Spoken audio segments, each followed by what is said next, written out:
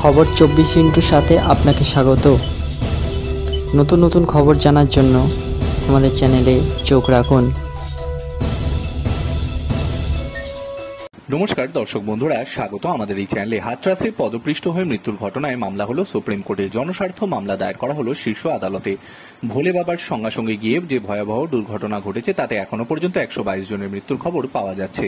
ওই ঘটনায় সুপ্রিম কোর্টের কোনো অবসরপ্রাপ্ত বিচারপতির নেতৃত্বে যাতে তদন্ত কমিটি গঠন করা হয় সেই আর্জি জানানো হয়েছে মামলায়। আইনজীবী বিশাল তিওয়ারি এই মামলা করেছেন। তার আবেদন 5 সদস্যের তদন্ত কমিটি গঠন করতে হবে। যারা এই ঘটনার সঙ্গে যুক্ত বলে অভিযোগ তাদের বিরুদ্ধে কড়া পদক্ষেপ করারও আর্জি জানিয়েছেন আইনজীবীরা। এছাড়াও আবেদনে আরও বলা হয়েছে উত্তরপ্রদেশ সহ রাজ্য থেকে পদপৃষ্ঠ হওয়ার ঘটনায় কি পদক্ষেপ করা হয়েছে, কতগুলি এমন ঘটনা ঘটেছে তা নিয়ে স্ট্যাটাস রিপোর্টও দিতে হবে।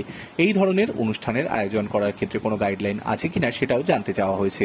এফআইআরে উল্লেখ করা হয়েছে অতিরিক্ত ভিড়ের কারণেই এই দুর্ঘটনা ঘটেছে। অভিযোগ, আয়োজকরা 80,000 লোকের জামায়াতের অনুমতি চেয়েছিল, কিন্তু জড়ো হন প্রায় 2.5 লক্ষ মানুষ।